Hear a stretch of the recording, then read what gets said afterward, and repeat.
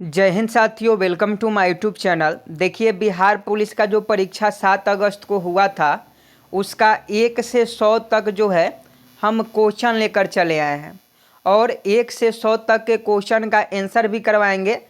और आपको बता दें कि इसमें मैथ, इंग्लिश, हिंदी, क्योंकि ये पूरा पेपर है जो अलग से टाइप करके हमने जो है आपके लिए एनालिसिस लेकर आए हैं कि जिनका भी 7 अगस्त को एग्ज़ाम था उन लोगों का लगातार कमेंट आ रहा था कि सर 7 अगस्त वाला पेपर करवा दीजिए, 7 अगस्त वाला पेपर करवा दीजिए। इसके पहले 11 अगस्त वाला पेपर करवा दिए हैं। अगर आपका 11 अगस्त का एग्ज़ाम था तो आप 11 अगस्त वाले पेपर देख लीजिएगा, उसको चैनल पर करवा दिए हैं। और आज हम 7 तारीख को जो एग्ज़ाम हुआ था बिहार पुलिस का, उसका यहाँ देखिएगा तो 1 से 100 तक क्वेश्चन जो है हम कराने वाले हैं। आप यहाँ देखिएगा, जैसे सेम टू सेम आपके एग्ज़ाम में क्वेश्चन पूछे गए थे, कथन से हो, निष्कर्ष से हो, चाहे इंग्लिश हो। यहाँ देखिएगा, ये इंग्लिश के क्वेश्चन है। ये सभी क्वेश्चन जो है 100 तक कराने वाले हैं। साथ में पीडीएफ में आपको जो है इसका आंसर भी मिल जाएगा, हल किया हुआ आंसर, यानी पूरा आंसर का उल्लेख किया गया कि एक का ए होगा तो क्यों होगा, 2 का ए होगा तो क्यों होगा। पूरा हल किया हुआ जो है इसका पीडीएफ में आपको आंसर भी देखने को मिल जाएगा। तो सबसे पहले एक एक क्वेश्चन को से स्टार्ट करते हैं। पहले हम लोग मैथ के क्वेश्चन से करेंगे। मैथ रीजनिंग में 7 तारीख को 7 क्वेश्चन पूछा गया था। जो बिहार पुलिस का 7 अगस्त को एग्ज़ाम हुआ था उसमें 7 क्वेश्चन जो है मैथ रीजनिंग से पूछा गया था। तो देखिए, पहला क्वेश्चन पूछा गया था, अगर आपका आने वाले दिनों में एग्ज़ाम है तभी आप देखिएगा कि किस टॉपिक से कितने प्रश्न बिहार पुलिस के एग्ज़ाम में पूछे जा रहे हैं। यहाँ देखिए, ये मैथ का क्वेश्चन 7 अगस्त को पूछा गया था कि 2 संख्याएं जिनका योग 28 है और गुणनफल 187 है तो वह संख्या कौन सी है। एक का सही जवाब क्या होगा। और देखिए, हर जिले का अलग अलग पेपर था, समझे कि नहीं। तो हो सकता है कि आपके ज़िले में क्वेश्चन नहीं पूछा गया हो, तो आप ये मत कहिएगा कि ये सभी क्वेश्चन गलत है। ये सभी क्वेश्चन सही है, लेकिन हर जिला का अलग अलग सेट होने के वजह से जो है आपको आपका जो है इस क्वेश्चन नहीं मिल रहा होगा। लेकिन आपके ज़िले का भी क्वेश्चन, हर जिले का क्वेश्चन जो है हम करवाएंगे। बस आप वीडियो को शुरू से लेकर अंत तक देखिएगा। यहाँ देखिए, 2 संख्याएं जिनका योग 28 है और गुणनफल 187 है, वह कौन सी संख्या है। तो इसको सॉल्व करने के लिए पहले आपको 2 संख्या मानना होगा। माना कि x और y जो है 2 संख्या है, तो यहाँ योग पूछा जा रहा है, तो x प्लस वाई का मान कितना दिया हुआ है, 28 दिया गया है। और x गुने y का मान कितना दिया गया है, 187 दिया गया है। तो अब ऑप्शन हम लोग पुट करेंगे। अब ऑप्शन पुट करेंगे तो देखिए, 11 और 17, तो 11 17 कितना हो जाएगा, 28 हो जाएगा। और x के जगह पर 11 और y के जगह पर 17, यहाँ 11 गुने 17 जो है मल्टीप्लाई करेंगे तो 187 हो जाएगा। तो इसका मतलब जो है ऑप्शन ए आपका बिल्कुल सही जवाब है। अगर आप OMR में ऑप्शन ए रंग के आए थे तो आपका बिल्कुल सही जवाब होगा। नेक्स्ट प्रश्न 2 नंबर पूछा गया था 7 अगस्त के एग्जाम में कि यदि ax² plus bx equal c equal 0 का द्विघात समीकरण है तो a का मान क्या होगा। यहाँ साफ साफ लिखा गया है, यदि ax² plus bx plus c equal 0 का द्विघात समीकरण है तो a का मान क्या होगा। तो आप सबसे पहले जान लीजिए, a का मान अगर हम लोग 0 रखते हैं, a का अगर मान 0 रखते हैं, यहाँ a का जो मान है इसको 0 रखते हैं तो है ये द्विघात समीकरण नहीं होगा। इसे सॉल्व भी करके आप देख सकते हैं, ये खुद सूत्र है, इसमें a के जगह आपको 0 का मान पुट कर देना है। तो ऑप्शन ए इस प्रश्न का बिल्कुल सही जवाब हो जाता।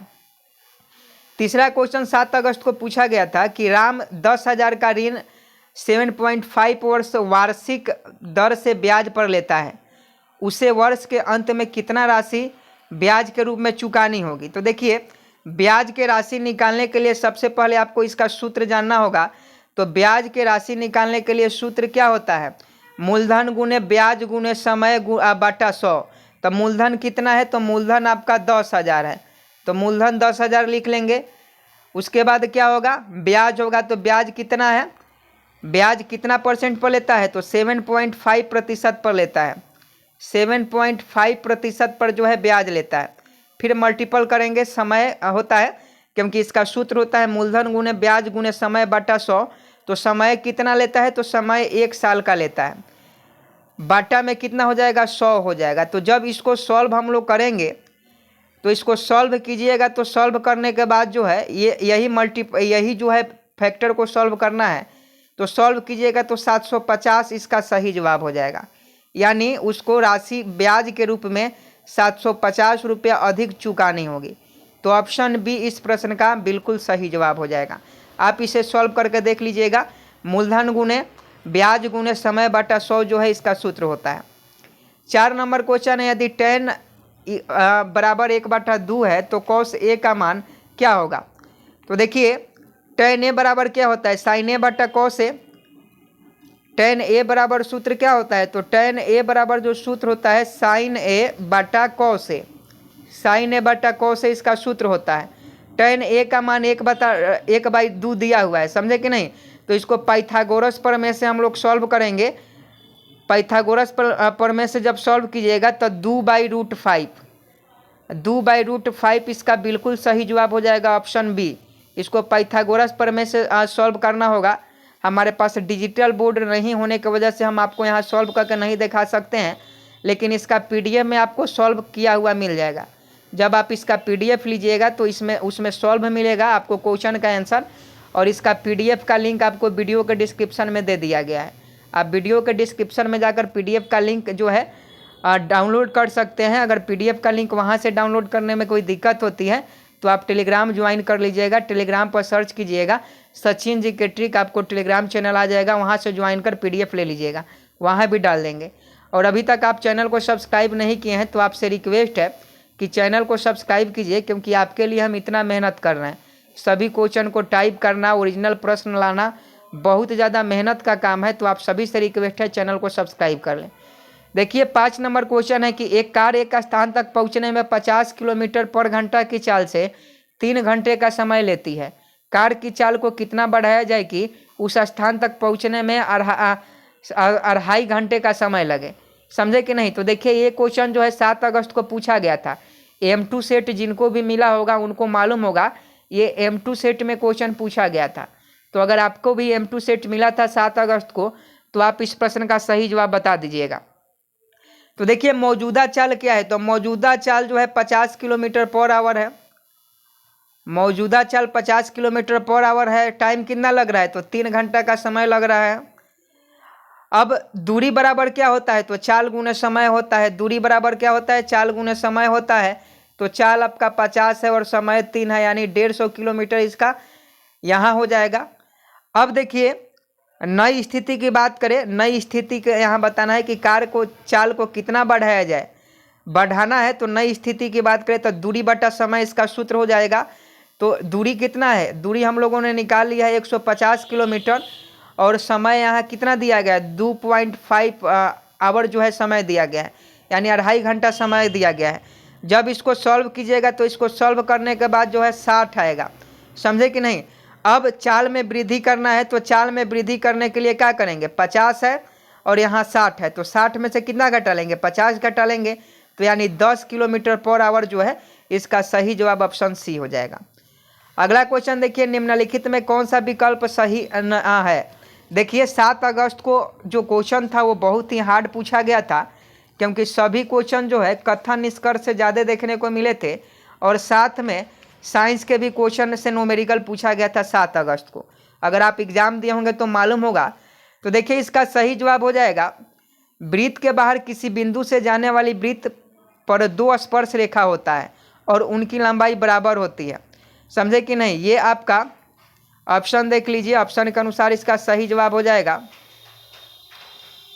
यहाँ देखिएगा कि वृत्त के बाहर स्थित किसी बिंदु से जाने वाले वृत्त पर एक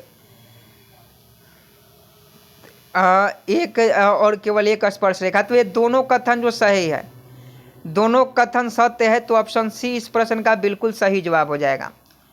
अगला क्वेश्चन देखिए, अगला क्वेश्चन पूछा गया था, एक अपसारी दर्पण है 8 नंबर, एक अपसारी दर्पण है, तो 8 का ऑप्शन बी बिल्कुल सही जवाब हो जाएगा। अपसारी दर्पण जो होता है एक उत्तल दर्पण होता है, और ये 7 अगस्त के एग्जाम में आपके प्रश्न पूछे गए थे। आपको बता दें 7 अगस्त का जो एग्ज़ाम हुआ था उसमें बहुत लेंदी सवाल पूछा गया था M2 सेट में। अगर आप 7 अगस्त के एग्ज़ाम दिए होंगे तो आपको मालूम होगा। अगला क्वेश्चन देखिएगा, एक वस्तु ये जो न्यूमेरिकल का था, इसका सही आंसर आप लोग देख लीजिएगा। नेक्स्ट ये भी न्यूमेरिकल का था। देखिए एक क्वेश्चन पूछा गया था, 11 नंबर की निम्नलिखित में से किस माध्यम में ध्वनि सबसे अधिक तेज गति से चलती है। ये क्वेश्चन पूछा गया था 7 अगस्त को, तो स्टील में। स्टील इस प्रश्न का बिल्कुल सही जवाब हो जाता। अगला क्वेश्चन पूछा गया था कि एक विद्यार्थी एक्स ने ओम के नियम के सत्यापन के लिए एक परिपथ बनाया, परिपथ में उसने कुछ त्रुटियां कर दी, उन त्रुटियों को सही किया जा सकता है। तो देखिए यही परिपथ का चित्र है, समझे कि नहीं, यही परिपथ उसने बनाया और इसमें कुछ गलती कर दिया है, तो उस गलती को सुधारने का जो है देख लीजिए कैसे सुधार आप कर पाइएगा। तो यहाँ सही विकल्प चुनना था। तो देखिए इसका सही जवाब जो हो जाएगा 12 नंबर प्रश्न का, ये आपका ऑप्शन बी हो जाएगा। ए मीटर को परिपथ के श्रेणी क्रम में तथा वोल्ट मीटर को परिपथ के समांतर क्रम में लगाना चाहिए था। आगे देखिए, यदि एक वस्तु का द्रव्यमान 4 गुना होता है तथा इसका वेग आधा हो जाता है तो वस्तु का संवेग होगा। ये भी क्वेश्चन 7 अगस्त के एग्जाम में पूछा गया था और ये सेट कोई नहीं है। आप लोग कमेंट में कर रहे थे, जब 11 अगस्त का हम एनालिसिस करवाए हैं, 11 अगस्त का फुल पेपर सभी जिला का हम करवा दिए हैं, आप जाकर चैनल पर देख लीजिएगा। उसको लगभग 50 से 60 हज़ार बच्चों ने देखा है, आप भी जाकर देख लीजिएगा अगर आपका 11 अगस्त को एग्ज़ाम था तो। और आज हम 7 अगस्त का जो है एनालिसिस करवा रहे हैं, इसका PDF का लिंक वीडियो के डिस्क्रिप्शन में दे दिया गया है, आप वहाँ से PDF ले सकते हैं। तो देखिए 13 का जो सही जवाब हो जाएगा ऑप्शन ए हो जाएगा, समान रहेगा। ये सभी क्वेश्चन लेंदी जो था ये पूछा गया था 7 अगस्त को। विद्युत उपकरणों को अतिभारण के कारण लघुपथन से सुरक्षित रखने के लिए सबसे महत्वपूर्ण सुरक्षा विधि कौन सी है। तो इसका सही जवाब फ्यूज का उपयोग है, ऑप्शन डी। अगर आप रंग के आए हैं OMR में तो आपका बिल्कुल सही जवाब है। देखिए केमिस्ट्री से लगभग 10 क्वेश्चन पूछा गया था 7 अगस्त को। इसमें ये पहला क्वेश्चन पूछा गया था कि निम्नलिखित में कौन सी गैस पोप की आवाज़ करती हुई जलती है। तो इसका सही जवाब ऑप्शन हो जाएगा H2 हाइड्रोजन गैस। एक क्वेश्चन पूछा गया था कि यह सिद्ध करने के लिए कि जीवन की उत्पत्ति कार्बनिक अणुओं से हुई है, मिलर और यूरे द्वारा एक प्रयोग किया गया था। उन्होंने जो गैस ली थी वे कौन सी थी। तो मिलर और यूरे के द्वारा प्रयोग किया गया था, उसमें जो उन्होंने गैस लिया था वो कौन कौन से गैस लिए थे। तो वो मीथेन लिए थे, अमोनिया लिए थे, हाइड्रोजन लिए थे और सल्फाइड लिए थे।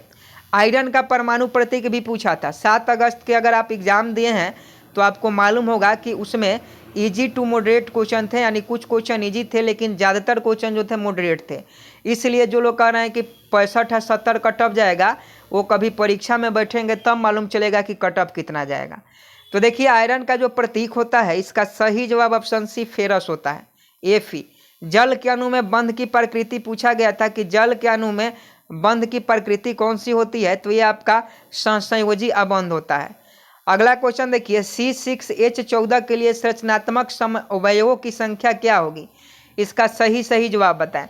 देखिए हर सब्जेक्ट को हम अलग अलग कर दिए हैं, तो 19 का सही जवाब बताएं। 19 का ऑप्शन डी 5 बता रहे हैं, तो आपका बिल्कुल सही जवाब है। अल्फा कण पूछा गया था कि अल्फा कण क्या है। 7 अगस्त के अगर आप एग्जाम दिए होंगे तो आपको मालूम होगा। और आपको किस जिले का क्वेश्चन पेपर का एनालिसिस चाहिए आप कमेंट बॉक्स में बताइएगा, तो उस जिला का क्वेश्चन पेपर कहीं से भी जुगाड़ करके जो है हम उसका एनालिसिस करवा देंगे। बस आपको कमेंट में जिला का नाम लिखना है और चैनल को सब्सक्राइब कर हमें सपोर्ट करना है, क्योंकि बहुत मेहनत लगता है क्वेश्चन तैयार करने में, तो चैनल को सब्सक्राइब जरूर कर लीजिएगा। 20 नंबर देखिए अल्फा कण है, तो अल्फा कण जो होता है द्विआवेशित हीलियम आयन होता है। नेक्स्ट पूछा गया था निम्नलिखित में कौन सा मिश्रण है। तो देखिए वायु जो होता है मिश्रण होता है।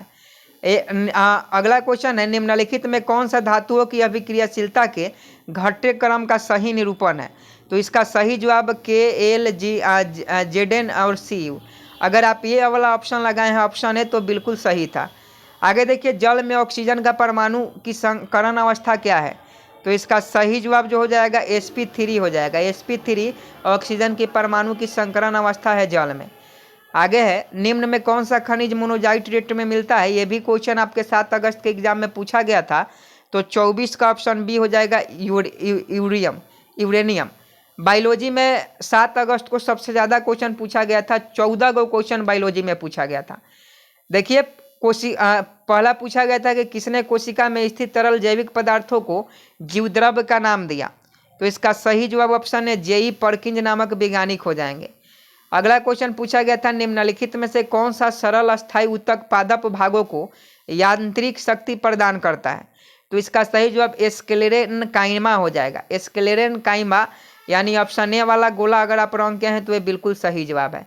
ये बायोलॉजी के क्वेश्चन है जो 7 अगस्त को पूछा गया था। अगला क्वेश्चन पूछा गया था, हरी पत्तियां भोजन पदार्थ को किस रूप में संग्रहित करती है? ये भी 7 अगस्त के एग्जाम में पूछा गया था। आपके जिले में क्वेश्चन पूछा गया था कि नहीं, ये वाला बताइएगा। लेकिन ये बहुत नवादा हो गया, ये आपका मुजफ्फरपुर दरभंगा में क्वेश्चन पूछा गया था कि हरी पत्तियां भोजन पदार्थ को किस रूप में संग्रहित करती है। तो 27 का जो सही जवाब हो जाएगा ऑप्शन सी स्टार्च के रूप में। स्टार्च वाला अगर आप OMR अंक के हैं 7 अगस्त तो आपका बिल्कुल सही जवाब है। आगे देखिए, वह स्थान जहाँ शुक्राणु का अंड से सामना होता है, वह स्थान जहाँ शुक्राणु का अंड से सामना होता है, तो ये सभी जानते हैं डिम्ब वाहिनी में। नेक्स्ट क्वेश्चन देखिए, डैश मानव शरीर का मुख्य समन्वय केंद्र है, ये भी क्वेश्चन पूछा था, तो इसका सही जवाब मस्तिष्क हो जाएगा। ये देखिए, एक क्वेश्चन पूछा गया था कि किसमें ACR20 तथा दवाओं को निर्विष्कीकरण करने में महत्वपूर्ण भूमिका निभाते हैं? तो इसका सही जवाब देखिएगा तो ऑप्शन बी हो जाएगा यकृत कोशिकाओं में। नेक्स्ट एक मिलान करने से पूछा था, कॉलम ए से कॉलम 2 को मिलान करना था, तो इसको मिलान कीजिएगा तो इसका आंसर देखिएगा तो क्या हो जाएगा। तो सबसे पहले मिलान कर लीजिए, मिलान कीजिएगा तो सबसे पहले द्रव संयोजी ऊतक है। तो द्रव संयोजी ऊतक जो होता है ये आपका ये रक्त से संबंधित है। तरल संयोजी ऊतक रक्त से संबंधित है। अब देखिएगा उपकाला ऊतक, तो उपकाला ऊतक जो होता है ये त्वचा से ही संबंधित है। जोड़ों की सतह की हम लोग बात करें तो जोड़ों की जो सतह है ये उपास्थि से संबंधित है। और तंत्रिका ऊतक जो है स्पाइनल कार्ड से संबंधित है। तो इसका सही जवाब देखिएगा तो 1 का जो हो जाएगा 3 हो जाएगा, 2 का 2 हो जाएगा, यानी ऑप्शन बी इस प्रश्न का बिल्कुल सही जवाब हो जाएगा। अगर ऑप्शन बी वाला गोला रंगे थे तो आपका 1 नंबर मिल जाएगा। आगे देखिए, कठोर कैल्शियम कार्बोनेट का बना हुआ कंकाल किसका गुण है? तो 32 का देखिएगा तो ऑप्शन सी इकाइनोडर्मेटा, इकाइनोडर्मेटा बिल्कुल सही जवाब हो जाएगा। 7 अगस्त को ऐसा एग्जाम में क्वेश्चन पूछा गया था कि पढ़ने में भी अच्छा नहीं लग रहा था और उसका आंसर तो भूल ही जाइए कि उसका आंसर सही होगा। 50 से 55 भी अगर सही हो जाता है 7 अगस्त वाले का तो उसका रिजल्ट हो जाएगा, क्योंकि बहुत क्वेश्चन जो है हार्ड पूछा गया था। आगे देखिए, निम्नलिखित में कौन सा कथन लिम्फ के संदर्भ में गलत है? तो देखिए इसका सही जवाब क्या हो जाएगा। 33 की हम लोग बात करें तो इसका सही जवाब लसिका आंत्र से पाचित व अवशोषित अमीनो अम्ल का परिवहन करती है, ये आपका बिल्कुल सही हो जाएगा। अगला क्वेश्चन पूछा गया था 7 अगस्त को कि अंडे की जर्दी कोलाइडी का कौन सा प्रकार है? तो इसका सही जवाब ऑप्शन सी इमल्सन हो जाएगा। नेक्स्ट पूछा गया था कि लगभग सभी पादप कोशिकाओं में कौन सा अनुपस्थित होता है? तो देखिए पादप कोशिकाओं में तर्काय नहीं पाया जाता है, याद रखिएगा तर्काय जो है पादप कोशिका में नहीं पाया जाता है। एक क्वेश्चन पूछा गया था प्लाज्मोडियम में किस प्रकार का जनन होता है? तो प्लाज्मोडियम में बहुविभाजन होता है। ये बहुविभाजन वाला आप ऑप्शन सही लगा के हैं तो आपका बिल्कुल सही जवाब है। एक क्वेश्चन पूछा गया था कि हाइड्रा में मुकुलन की प्रक्रिया संतानों में अनुमानसिकी स्थिरता कैसे सुनिश्चित करती है? तो इसका सही जवाब हाइड्रा में मुकुलों का उद्भव समसूत्री विभाजन से होता है। अगला है 38 नंबर। ये सभी क्वेश्चन देख रहे हैं ना कितना हार्ड पूछा गया था। 38 नंबर पूछा गया था कि कुछ सरीसृपों में लिंग निर्धारण पूर्ण रूप से पर्यावरण पर निर्भर करता है, यह देखा गया है कि इनमें।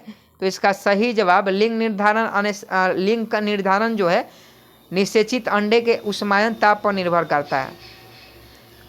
अगला क्वेश्चन देखिए, साइंस और टेक्नोलॉजी से संबंधित एक क्वेश्चन था और क्वेश्चन ये था कि इसरो का मानव अंतरिक्ष उड़ान केंद्र किस शहर में स्थित है? ये क्वेश्चन था टेक्नोलॉजी से, तो इसका सही जवाब बेंगलुरु हो जाएगा। कंप्यूटर से आपके 2 क्वेश्चन 7 अगस्त के एग्जाम में पूछे गए थे। पहला पूछा गया था कि वह फील्ड जो तालिका में रिकॉर्ड्स को विशिष्ट रूप से पहचानती है उसे क्या कहते हैं? तो इसका सही जवाब अगर आप प्राइमरी की बता रहे हैं तो आपका बिल्कुल सही जवाब हो जाएगा। और दूसरा पूछा गया था कि कंप्यूटर में इनपुट प्रोसेसिंग व आउटपुट डिवाइसों को जोड़ने का कार्य कौन करता है? तो इसका सही जवाब जो हो जाएगा मदरबोर्ड हो जाएगा। नेक्स्ट प्रश्न हिस्ट्री के 7 क्वेश्चन पूछा गया था 7 अगस्त को कि ताजमहल का वास्तुकार कौन था? ये 7 अगस्त को क्वेश्चन पूछा गया था। तो ताजमहल का जो वास्तुकार है ये ताजमहल का वास्तुकार पूछा गया था। तो ताजमहल का जो वास्तुकार था ये आपका उस्ताद अहमद लाहौरी थे। नेक्स्ट पूछा गया था बिंबिसार का प्रसिद्ध राजवैधक जीवा कहाँ का निवासी था, ये भी क्वेश्चन पूछा गया था। और देखिए 7 अगस्त का अगर आप क्वेश्चन पेपर का PDF लेना चाहते हैं आंसर की के साथ, क्योंकि 1 से 100 तक क्वेश्चन का आंसर उल्लेख करके दिया गया है, इसका PDF का लिंक आपको वीडियो के डिस्क्रिप्शन में मिल जाएगा। फर्स्ट लिंक पर आप क्लिक कीजिएगा, वहाँ से PDF डाउनलोड कर लीजिएगा। अगर वहाँ से PDF आपसे डाउनलोड नहीं हो पा रहा है तो आप चैनल को सब्सक्राइब कीजिएगा और टेलीग्राम ज्वाइन कर लीजिएगा। टेलीग्राम का लिंक जो है आप वीडियो के डिस्क्रिप्शन में मिल जाएगा। तो 43 का देखिए सही जवाब ऑप्शन है राजगिरी हो जाएगा। नेक्स्ट पूछा गया था कि लॉर्ड से उसी प्रकार संबंध थे जिस प्रकार मध्यकालीन समय में लॉर्ड राजा से संबंध था। तो इसका सही जवाब सामंत नाइट, सामंत लॉर्ड से उसी प्रकार संबंध थे जिस प्रकार मध्यकालीन समय में लॉर्ड राजा से संबंध था। एक क्वेश्चन पूछा गया था कि टेनिस कोर्ट में 20 जून 1789 को जमा हुए तीसरे ए स्टेट का नेतृत्व किसने किया था, यह भी क्वेश्चन पूछा था। तो ये मीरबायो और अबेसियो ने किया था। 46 नंबर देख लीजिए, पूछा गया था कि किसके आविष्कार से शुद्ध और अच्छा लोहा बनाना संभव हुआ, किसके आविष्कार से शुद्ध और अच्छा लोहा बनाना संभव हुआ। तो ये क्वेश्चन पूछा गया था। तो पॉन्डलिंग जिसे हम लोग संडोलन बोलते हैं, ये ऑप्शन में था और ऑप्शन सी वाला बिल्कुल सही हो जाता। ये 7 अगस्त का क्वेश्चन है जो बहुत हार्ड पूछा गया था। 7 अगस्त वाले अगर आप अभ्यर्थी हैं तो आपको मालूम होगा कि कितने हार्ड क्वेश्चन पूछे गए थे। 47 नंबर देखिए, रविन्द्रनाथ टैगोर ने विभाजन के दिन 16 अक्टूबर 1950 को किस दिवस के रूप में मनाने का आह्वान किया। तो इसका सही जवाब 16 अक्टूबर 1905 को। तो देख लीजिएगा इसका सही जवाब राखी दिवस के रूप में दिया गया है, लेकिन ऑप्शन आप देख लीजिएगा, हमारे हिसाब से तो ऑप्शन सी ही होना चाहिए। आगे देखिए, शेख निजामुद्दीन औलिया की दरगाह कहाँ स्थित है। तो 48 का ऑप्शन सी गियासपुर में हो जाएगा। ज्योग्राफी से 10 क्वेश्चन पूछा गया था, जिसमें पूछा गया था कि कौन सी नदी दक्षिण गंगा से के नाम से भी जानी जाती है। तो दक्षिण गंगा के नाम से गोदावरी नदी को जाना जाता है। एक क्वेश्चन पूछा गया था निम्नलिखित में कौन सा भू अस्थायी उपग्रह नहीं है। तो ये आपका जुगनू हो जाएगा। नेक्स्ट है, गुजरात में नवीन कछाड़ मृदा को किस नाम से जाना जाता है। तो 51 का अगर आप ऑप्शन ए माटा मारे थे, माटा, तो ये आपका बिल्कुल सही जवाब हो जाता है ऑप्शन ए। और उम्मीद है कि आप चैनल को सब्सक्राइब जरूर कर लिए होंगे, क्योंकि बहुत मेहनत लग रहा है दोस्तों क्वेश्चन को तैयार करना, फिर आंसर की तैयार करना, PDF बनाना, फिर आपको प्रोवाइड कराना, वीडियो में समझाना। तो चैनल को सब्सक्राइब कर आप सपोर्ट जरूर कीजिए। और 11 अगस्त वाले अगर आप अभी तक अपना क्वेश्चन पेपर नहीं देखे हैं तो आपका जो है चैनल पर अपलोड कर दिया गया है, जाके देख लीजिएगा। और आपका 7 अगस्त का किस जिला का आपको और अगला क्वेश्चन पेपर का एनालिसिस चाहिए कमेंट बॉक्स में बताइएगा, हम जरूर लेकर आएंगे। भूगोल में भी एक मिलान करना था, तो देख लीजिए भूगोल का कैसे मिलान करना था। कलम 1 को कलम 2 से जो है मिलान करना था। तो यहाँ देखिएगा कोयना, कोयना किससे संबंधित है। तो कोयना जो है महाराष्ट्र से संबंधित है। इंतुरुगरम तेलंगाना से। सरिस्का अभ्यारण्य कहाँ है। तो सरिस्का अभ्यारण्य राजस्थान में है, चंद्रप्रभा उत्तर प्रदेश में है। तो इसका ऑप्शन ए हो जाएगा बिल्कुल राइट आंसर, ऑप्शन ए। अगला क्वेश्चन देखिए, अगला क्वेश्चन भी मिलान करना ही था। तो देख लीजिए भावर, तराई, भांगर, खादर। तो देखिए भांगर किसे कहा जाता है, भांगर किसे का, भावर पहले देख लीजिए, भावर 53 का देख लीजिए। भावर जो है ये आपका छिद्रपूर्ण को कहा जाता है, छिद्रपूर्ण से भावर मिल जाएगा। और उसके बाद देखिएगा इसको इससे मिला दीजिए, इसको इससे मिला दीजिए। अब भांगर को पुराने जलोढ़ मिट्टी से और खादर को ईवा निक्षेप से। ईवा निक्षेप नहीं होना चाहिए था, यहाँ दूसरा होना चाहिए था, यहाँ टाइपिंग में मिस्टेक हो सकता है। आगे देखिए ये भी मिलान करना था कि गोदावरी की सहायक नदी कौन सी है।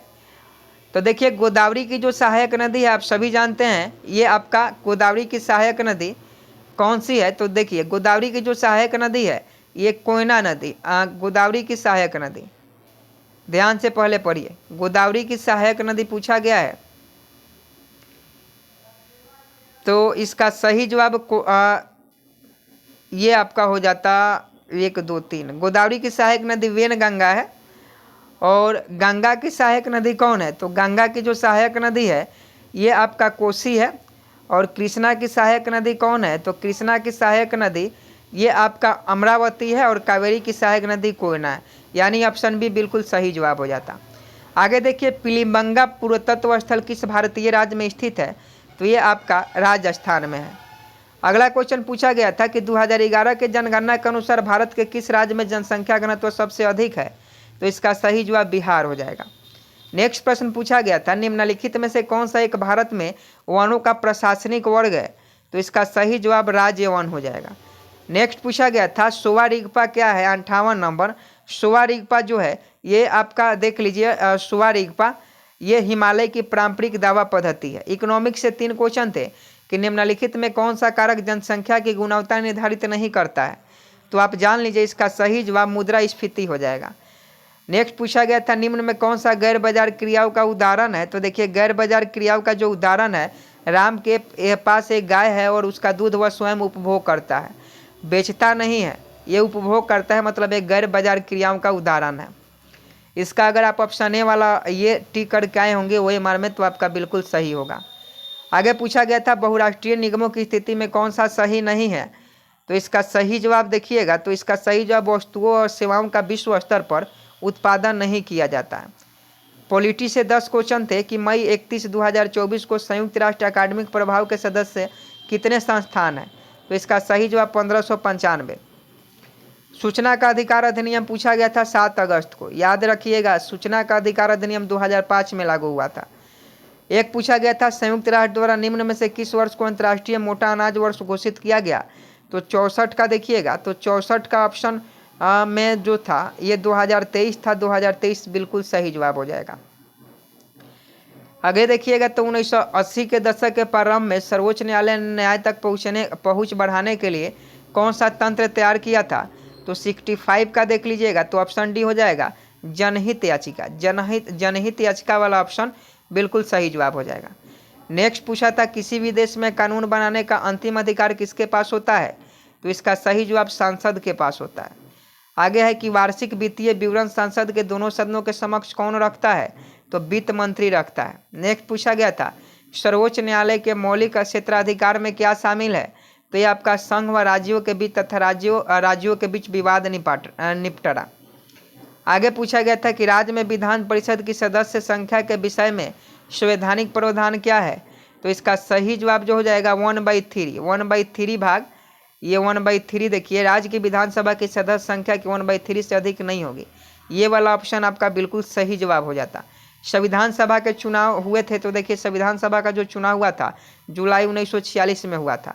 ऑप्शन ए वाला अगर आप OMR में रंके हैं तो आपका बिल्कुल सही है। सर्वोच्च न्यायालय या उच्च न्यायालय के न्यायाधीशों को कौन पद से हटा सकता है?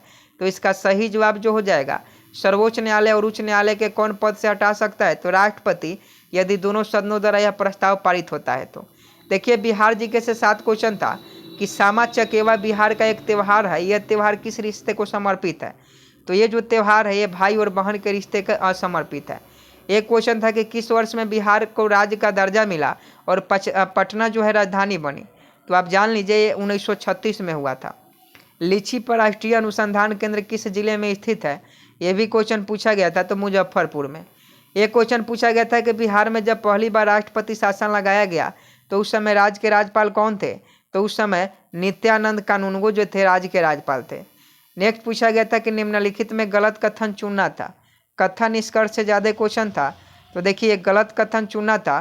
तो देख लीजिए, आज़ादी से पूर्व राय बहादुर सतीश चंद्र सिन्हा बिहार विधान परिषद के पहले अध्यक्ष थे। ये गलत है। आज़ादी से पहले लोकतंत्र है ही, लोकतंत्र था ही नहीं बिहार में, तो उस समय विधान परिषद का अध्यक्ष कैसे हो जाएंगे? ये गलत है।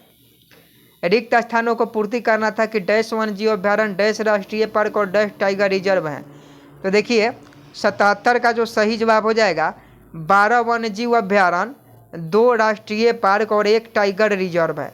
ऑप्शन ए बिल्कुल सही जवाब हो जाएगा।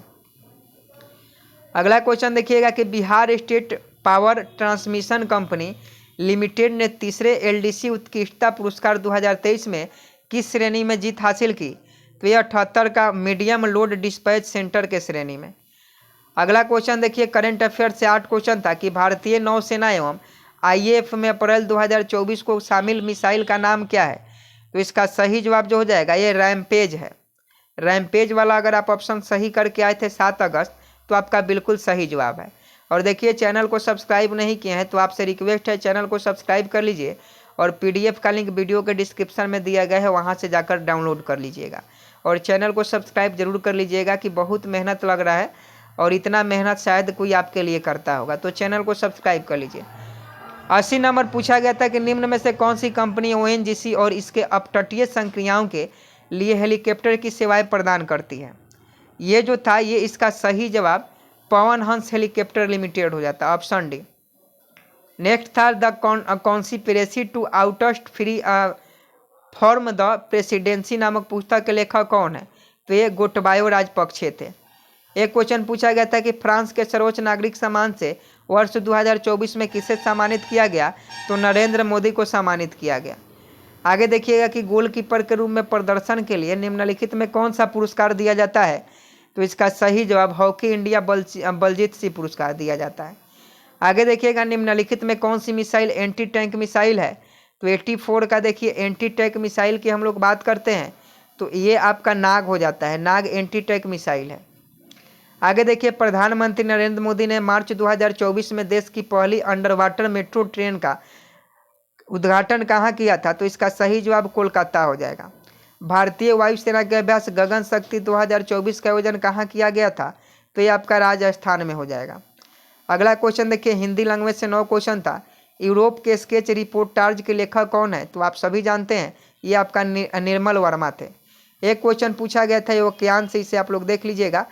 ये कुछ मुहावरे थे जिसको सूची 1 से सूची 2 पर मिलाना था।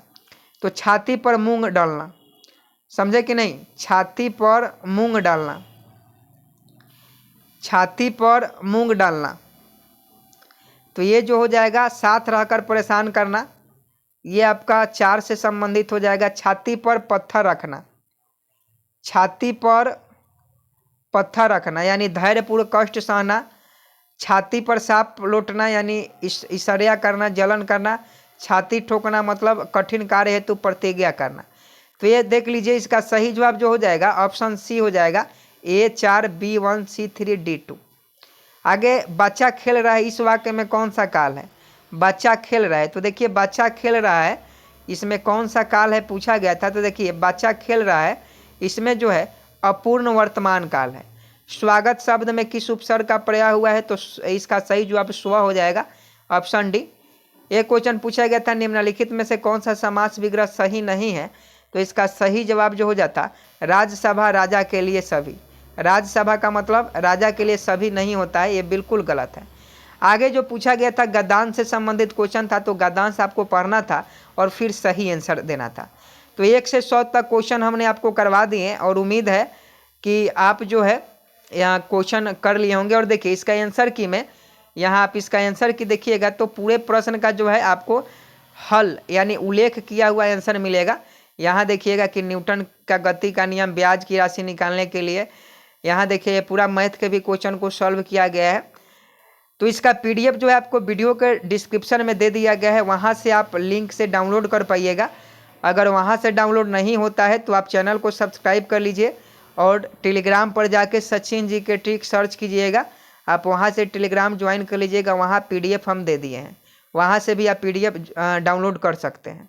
और आपको 7 अगस्त को अगर आपका एग्ज़ाम था तो किस ज़िले का आपको क्वेश्चन पेपर चाहिए कमेंट बॉक्स में लिखिएगा। चैनल को सब्सक्राइब कर दीजिए क्योंकि मेहनत लगता है दोस्त। चैनल को सब्सक्राइब कर सपोर्ट कीजिए। मिलते हैं नेक्स्ट वीडियो में, तब तक के लिए जय हिंद जय भारत।